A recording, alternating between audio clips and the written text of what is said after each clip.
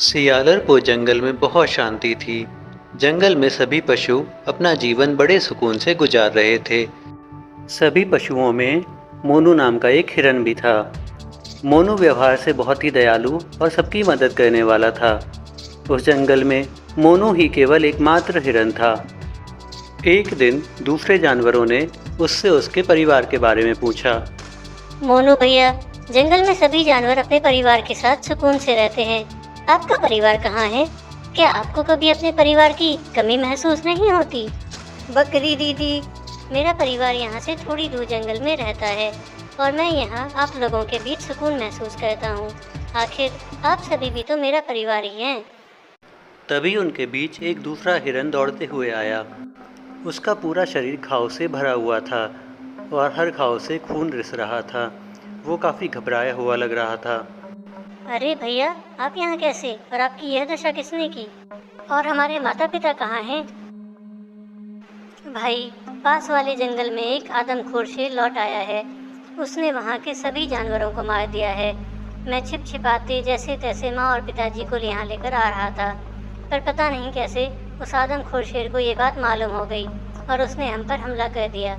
मैंने पिताजी और माँ को बचाने की पूरी कोशिश की, पर शेर ने अपने नुकीले दांतों से माँ और पिताजी को मार दिया। उन्हें बचाते बचाते मैं भी घायल हो गया। मुझे लगता है अब मैं नहीं बच पाऊंगा। बस मैं आप लोगों को ये बताने आया हूँ कि वो आदमखोर शेर अब इसी जंगल की तरफ आ रहा है। आप लोग हो सके तो अपनी सुरक्षा का इंतजाम कर लीजिए। ऐसा बोलकर उस हिरन ने अपने प्राण त्याग दिए। हिरन की बातें सुनकर सभी जानवर खौफ में आ गए और अपने पूरे परिवार के साथ जंगल छोड़ने का फैसला कर लिया। मोनू हिरन अपने पूरे परिवार को खो देने के बाद बिलख बिलख कर रोने लगा। मेरे परिवार को जिस शेर ने ख़त्म किया है, मैं उससे बदला लेकर ही रहूँगा। मोनू अपने परिवार का बदला लेने के लिए दूसरे जानवरों के पास सहायता मांगता है, लेकिन सभी उसकी मदद करने से मना कर देते हैं। नहीं नहीं हिरन भाई, हम शेर से लड़ने की मूर्खता कैसे कर सकते हैं? जंगल के सभी जानवरों ने जंगल से दूर भाग जाने का निर्णय लिया है, और अगर तुम्हें शेर से लड़ने का इतना ही शौक है तो तुम खुद ही शेर के पास क्यों नहीं चले जाते? हम सभी को भागने के लिए थोड़ा और समय मिल जाएगा। किसी ने मोनू हिरन की बात नहीं सुनी, सिवाय उसके सबसे पक्के मित्र नंदी गाय के। तुम चिंता मत करो मित्र, हम दोनों मिलकर जरूर उस शेर से बदला लेंगे। नंदी गाय बहुत ही बुद्धिमान और समझदार थी। वो जानती थी कि शेर से बलपूर्वक वो लोग नहीं जीत सकते, इसलिए शेर को हराने के लिए मोनू हिरन के साथ मिलकर वो एक अलग योजना बनाती है। नंदी गाय के साथ बनाई योजना के अनुसार मोनू हिरन शेर की तरफ चल पड़ता है। थोड़ी दूरी पर उसे शेर एक पेड़ के नीचे आराम करते हुए मिलता है। शेर मोनू हिरन को अपनी तरफ आते हुए बोलता है, वाह, इस जंगल के जानवर तो बड़े बेवकूफ हैं, खुद ही चलकर मेरे पास आ गए। हाँ राजा जी, आप बिल्कुल सही बात कर रहे हैं। अरे, जंगल के सारे जानवर इतने मूर्ख हैं। जब इतना ताकतवर शेर यहाँ बैठा है तो हमें किसी और शेर की गुलामी करने की क्या जरूरत है? अगर किसी का भोजन ही बनना पड़े तो मैं चाहूँगा कि मैं ताकतवर शेर का भोजन बनूं। क्या कहा तुमने?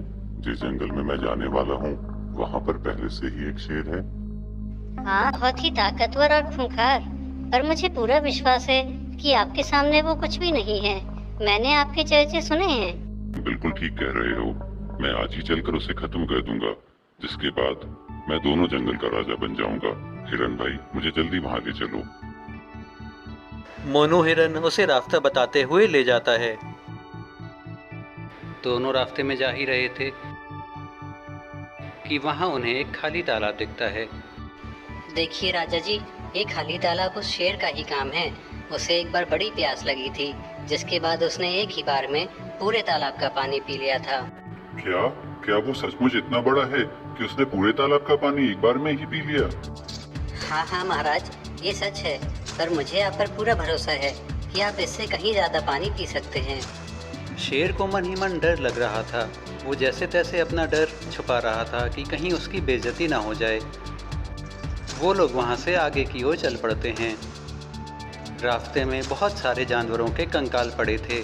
उन्हें देखकर मोनू शेर से बोला, देख रहे हैं राजा जी, ये सब वो शेर की एक समय की खुराक है। पर मुझे पूरा विश्वास है कि इतना भोजन तो आपको नाश्ते के लिए ही कम पड़ता होगा। शेर ये बात सुनकर और भी भयभीत हो गया, पर वो मोनू हिरन की बातों में हाँ पर हाँ भरे जा रहा था ताकि उन दोनों के सामने उसकी बेइज्जती ना हो जाए। इसके बाद वो लोग और आगे बढ़ने लगे और एक पर्वत के पास पहुंच गए। तभी पर्वतों से बड़े बड़े पत्थर आकर गिरने लगे।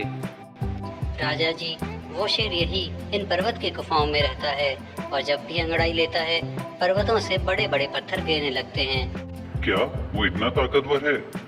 अरे महाराज, होगा वो ताकतवर, पर मुझे पूरा यकीन है आपके सामने वो कुछ भी नहीं।